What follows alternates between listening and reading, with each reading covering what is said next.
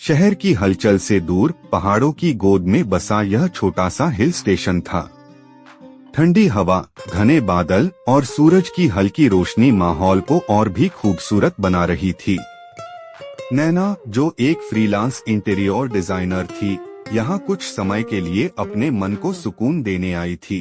Cafe की एक table पर बैठी वह अपनी कॉफी में मग्न थी कि तभी एक आवाज आई, माफ कीजिए, क्या मैं यहाँ बैठ सकता हूँ? नैना ने नजर उठाई तो देखा एक युवक जिसकी आंखों में अजीब सी गहराई थी, हल्की मुस्कान के साथ उसकी ओर देख रहा था। उसके हाथ में एक किताब थी जिससे साफ था कि वह भी पढ़ने का शौकीन होगा। हाँ बिल्कुल, नैना ने हल्का सा सिर हिलाते हुए कहा। युवक बैठ गया और अपनी किताब खोलकर पढ़ने लगा।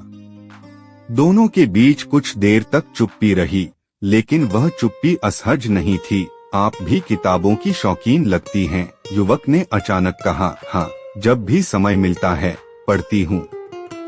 आप, मेरा नाम ऋतिक है। किताबें मेरे लिए एक दुनिया है जहाँ मैं खुद को खो सकता हूँ। नैना ने हल्की मुस्कान दी। अच्छा नाम है आपका, और अच्छा शौक भी, ऋतिक ने मुस्कुराकर जवाब दिया। धन्यवाद। और आपका नाम?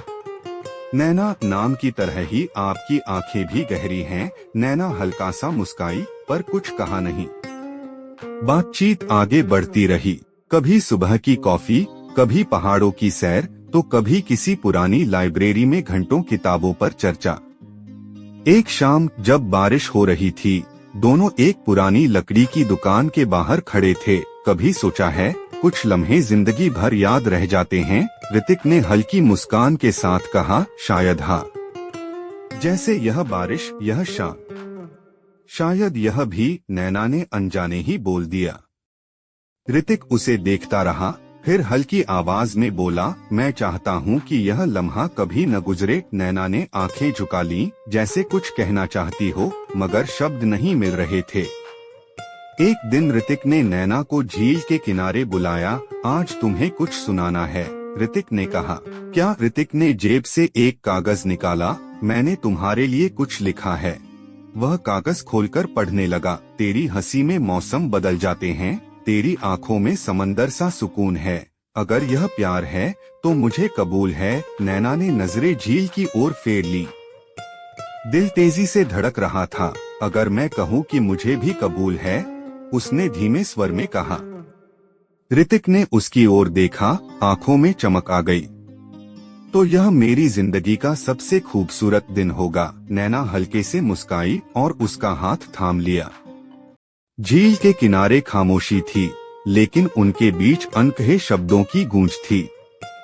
नैना ने हल्के से ऋतिक का हाथ थामा तो उसने अपनी उंगलियों की नरमी महसूस की। नैना, क्या तुमने कभी सोचा था कि तुम्हें इस सफर में कोई ऐसा मिलेगा? ऋतिक ने धीमी आवाज में पूछा। नहीं, नैना ने मुस्कुराते हुए कहा, पर शायद कुछ मुलाकातें पहले से तय होती हैं। ऋतिक उसे देखने लगा, जैसे उसकी हर बात को अपने दिल में उतार लेना चाहता हो। और अगर मैं कहूँ कि मैं तुम्हारे बिना अब कुछ भी नहीं सोच सकता, नैना ने गहरी सांस ली, तो शायद मैं कहूँगी कि मुझे भी तुम्हारे बिना यह शहर अधूरा लगेगा।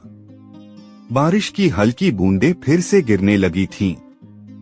ऋतिक ने अपने बैग से एक शॉल निकाली और नैना के कंधों पर डाल दी। मुझे ठंड नहीं लगती, नैना ने कहा, पर मुझे तुम्हें देखना अच्छा लगता है। तुम्हें ठंड से कांपते हुए नहीं। नैना ने हल्की मुस्कान दी और शॉल को कसकर पकड़ लिया। क्या हम हमेशा ऐसे ही रह सकते हैं? नैना ने धीमे स्वर में पूछा। ऋतिक ने उसकी ओर देखा, आंखों में अजीब सी नमी थी। अगर जिंदगी हमें मौका दे तो हाँ, मैं हमेशा तुम्हारे साथ रहना चाहूँगा, इसी तरह, इसी शहर में। नैना ने कोई जवाब नहीं दिया, बस उसके पास खड़ी रही। उस रात उन्होंने झील के किनारे घंटों बातें की, पुरानी यादें, नए सपने और वो अनकहा एहसास जो अब शब्दों में ढलने लगा था। झील के किनारे वह रात मानो कभी खत्म ही नहीं होनी चाहिए थी।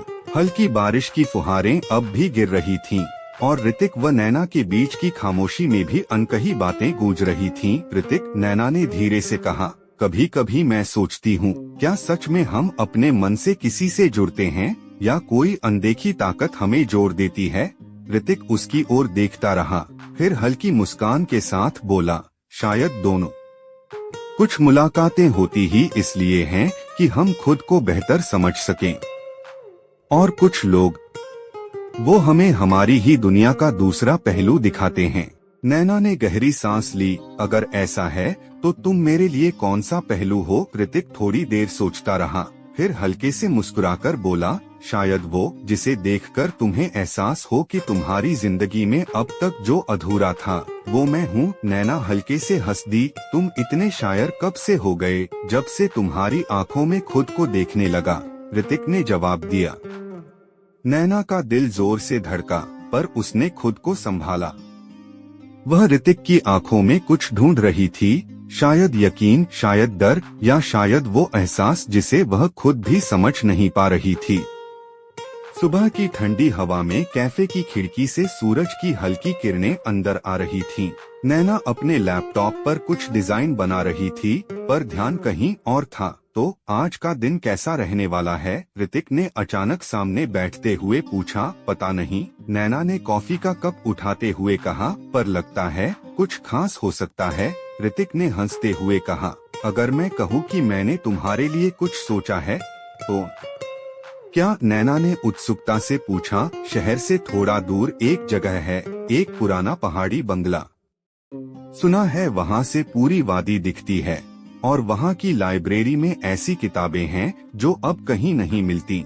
चलोगी? नैना मुस्कुराई। इतनी मेहनत सिर्फ किताबों के लिए कर रहे हो या कोई और वजह भी है? ऋतिक ने गहरी सांस ली। सच कहूँ तो किताबें बहाना है, असली वजह तुम हो। नैना कुछ पल के लिए चुप रही, फिर हल्की मुस्कान के साथ कहा, चलो देखते हैं उस जगह को। जब वे वहाँ पहुँचे तो सचमुच नजारा अद्भुत था। नीचे हरी भरी घाटी, दूर तक फैले पहाड़ और उस बंगले का अनोखा आकर्षण। अंदर कदम रखते ही पुराने लकड़ी के फर्श की आवाज गूंजी। दीवारों पर पुरानी पेंटिंग्स टंगी थीं, और एक कोने में बड़ी सी लाइब्रेरी थी जिसमें अनगिनत किताबें रखी थीं। यह जगह जादुई है, नैना ने कहा चारों ओर देखते हुए। मैं जानता था कि तुम्हें पसंद आएगी, ऋतिक ने हल्की मुस्कान के साथ कहा। नैना ने एक पुरानी किताब उठाई। देखो, यह 1960 की एक आर्ट बुक है। कितनी दुर्लभ होगी। ऋतिक ने उसे ध्यान से देखा। नैना, तुम जब किसी चीज में खो जाती हो तब तुम्हारी आंखों में जो चमक होती है वह दुनिया की सबसे खूबसूरत चीज है। नैना ने नजरें झुका ली। तुम्हें हर चीज में कविता क्यों दिखती है? क्योंकि जब मैं तुम्हें देखता हूँ तो दुनिया और भी खूबसूरत लगती है, ऋतिक ने धीरे से कहा। नैना के पास इस बार कोई जवाब नहीं था। वह बस किताबों के पन्ने पलटती रही, लेकिन दिमाग कहीं और था। बंगले के बाहर एक पुराना लकड़ी का झूला था। ऋतिक उस पर बैठा हुआ था और नैना पास में खड़ी घाटी की ओर देख रही थी। कभी कभी लगता है कि कुछ जगहें हमारी कहानियों का हिस्सा बनने के लिए ही बनी होती हैं, नैना ने कहा। और कुछ लोग भी, ऋतिक ने उसकी ओर देखते हुए कहा। नैना ने उसकी ओर देखा। तो हमारी कहानी आगे कहा जाएगी, ऋतिक थोड़ा मुस्कुराया। अगर यह कहानी मेरी होती तो मैं इसे कभी खत्म नहीं होने देता, नैना ने हल्की हंसी के साथ कहा। पर कहानियाँ कभी न कभी खत्म तो होती ही हैं, ऋतिक। पर कुछ कहानियाँ कभी खत्म नहीं होती, नैना। वे बस दिल में बसी रहती हैं, हमेशा के लिए, ऋतिक ने धीरे से कहा। नैना ने गहरी सांस ली। दिल में हलचल थी, पर उसे शब्दों में ढालना मुश्किल था। हवा तेज चलने लगी थी, जैसे उनके बीच की खामोशी को और गहरा कर रही हो। नैना, ऋतिक ने अचानक कहा, अगर मैं कहूँ कि मैं तुम्हें हमेशा अपने साथ चाहता हूँ तो? नैना कुछ देर चुप रही, फिर बोली, तो मैं कहूँगी कि शायद यह मेरे लिए भी सबसे खूबसूरत लम्हा होगा। ऋतिक ने उसकी आंखों में देखा और फिर धीरे से उसका हाथ थाम लिया। तो चलो इस कहानी को अधूरा न छोड़े, ऋतिक ने हल्की मुस्कान के साथ कहा। नैना ने भी मुस्कुराकर उसका हाथ कसकर पकड़ लिया। पुराने पहाड़ी बंगले की बालकनी में ऋतिक और नैना साथ बैठे थे। नीचे घाटी में हल्का कोहरा था। ठंडी हवा दोनों के चेहरों को छू रही थी। आसमान में तारे टिमटिमा रहे थे और उनके बीच की खामोशी में भी एक अनकही गर्माहट थी। नैना, ऋतिक ने धीरे से उसका नाम लिया। हम्मद। नैना ने चाय का कप हाथ में लेते हुए उसकी ओर देखा। क्या तुमने कभी सोचा कि जिंदगी हमें कभी कभी ऐसे मोड़ पर क्यों लाकर खड़ा कर देती है जहां हम रुकना चाहते हैं मगर डरते भी हैं? नैना ने हल्की मुस्कान दी। डर इसलिए क्योंकि हमें लगता है कि यह लम्हा हमेशा नहीं रहेगा। और तुम क्या चाहती हो? ऋतिक ने गंभीरता से पूछा। नैना कुछ पल तक चुप रही, फिर धीरे से बोली, शायद मैं चाहती हूँ कि यह लम्हा कभी न गुजरे। ऋतिक ने उसकी आंखों में देखा। तो फिर इसे जी लो नैना। डर को एक कोने में रख दो और बस इस पल में रहो। नैना ने गहरी सांस ली। क्या यह इतना आसान है? ऋतिक हल्का हंसा। अगर तुम चाहो तो हाँ। अगले दिन ऋतिक ने नैना को एक सरप्राइज देने की ठानी। वह उसे पहाड़ों के बीच बसे एक पुराने चर्च में ले गया, जहाँ से पूरा शहर दिखाई देता था। यह जगह इतनी शांत और खूबसूरत है, नैना ने चारों ओर देखते हुए कहा। हाँ, यहाँ आकर सब कुछ ठहर सा जाता है। ऋतिक ने उसकी ओर देखते हुए कहा, जैसे मैं चाहता हूँ कि तुम्हारे साथ बिताए ये पल भी कभी न खत्म हो। नैना ने हल्का सा सिर झुका लिया। नैना, अगर मैं कहूँ कि मैं चाहता हूँ कि तुम हमेशा मेरे साथ रहो। ऋतिक ने धीरे से उसका हाथ थामा। नैना ने उसकी उंगलियों को महसूस किया पर कुछ नहीं बोली। नैना, ऋतिक ने दोबारा पुकारा। मुझे डर लगता है। ऋतिक, किस बात का? इस एहसास को खो देने का। नैना की आंखों में हल्की नमी थी। कभी कभी जो चीज सबसे ज्यादा खूबसूरत होती है वही सबसे जल्दी हाथ से निकल जाती है। ऋतिक ने हल्की मुस्कान दी और उसकी आंखों में झांकते हुए कहा, अगर हम खुद इसे न खोना चाहें तो कोई इसे हमसे छीन नहीं सकता। नैना ने उसकी बात को महसूस किया। उस शाम दोनों घंटों चर्च की सीढ़ियों पर बैठे रहे। कभी कुछ कहते, कभी चुपचाप बस एक दूसरे को महसूस करते। अगले कुछ हफ्तों तक उनका रिश्ता और गहरा होता गया। कभी किसी पुराने किताबों के स्टोर में साथ घंटों बिताना, कभी पहाड़ी रास्तों पर यूं ही भटकना, तो कभी रात में तारे गिनना। एक दिन ऋतिक ने नैना को एक पुरानी लाइब्रेरी में बुलाया। यहाँ क्यों बुलाया? नैना ने पूछा। ऋतिक ने उसे एक पुरानी डायरी दी। यह मेरी सबसे खास चीज है। यह क्या है? नैना ने उत्सुकता से पूछा। मेरी जिंदगी की हर वो बात जो मैंने अब तक किसी से नहीं कही। नैना ने धीरे से डायरी के पन्ने पलटे। उसमें उनकी पहली मुलाकात से लेकर हर छोटा बड़ा लम्हा दर्ज था। तुमने यह सब कब लिखा? हर उस दिन जब तुमसे मिला, हर उस रात जब तुम्हारी बातें याद आईं, हर उस लम्हे जब तुम्हारी हंसी मेरे कानों में गूंजी। नैना की आंखों में हल्की नमी थी। ऋतिक, हाँ, मैं चाहती हूँ कि यह सफर कभी न रुके। ऋतिक ने धीरे से उसका हाथ थामा। तो फिर रुकेगा नहीं, लेकिन प्यार की कहानियाँ कभी इतनी आसान नहीं होती। कुछ दिन बाद नैना के पास मुंबई से एक बड़ा प्रोजेक्ट का ऑफर आया। मुझे जाना होगा, नैना ने धीमे स्वर में कहा।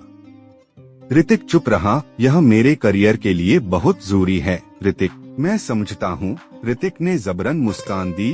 तुम्हें जाना चाहिए, पर मैं नहीं चाहती कि यह सब बदल जाए। नैना की आवाज कांप रही थी। कुछ भी नहीं बदलेगा नैना, मैं यहाँ रहूंगा, तुम्हारे लौटने का इंतजार करूंगा, और अगर मैं न लौटी तो मैं तुम्हारे पास आ जाऊंगा। ऋतिक ने हल्के से कहा, क्योंकि यह सिर्फ तुम्हारा सफर नहीं, मेरा भी है। नैना के पास कहने के लिए कुछ नहीं था। उसने बस ऋतिक को कसकर गले लगा लिया। अलविदा नहीं, सिर्फ एक इंतजार। एयरपोर्ट पर नैना के जाने से पहले ऋतिक उसे देखने आया। यह तुम्हारे लिए। ऋतिक ने उसे एक लिफाफा दिया। क्या है इसमें? एक चिट्ठी जो तुम तब खोलोगी जब तुम्हें लगेगा कि कुछ बदल गया है। नैना ने चिट्ठी को हाथ में लिया और धीरे से कहा, तुम्हें पता है ऋतिक, तुम मेरी जिंदगी की सबसे खूबसूरत कहानी हो। ऋतिक मुस्कुराया। और तुम मेरी जिंदगी की सबसे प्यारी कविता प्लेन उड़ान भरने को तैयार था। नैना ने ऋतिक को आखिरी बार देखा, आंखों में अनखे शब्दों की गहराई थी। जाते जाते उसने अपनी डायरी का एक पन्ना फाड़ा और ऋतिक के हाथ में थमा दिया। उस पर सिर्फ एक लाइन लिखी थी,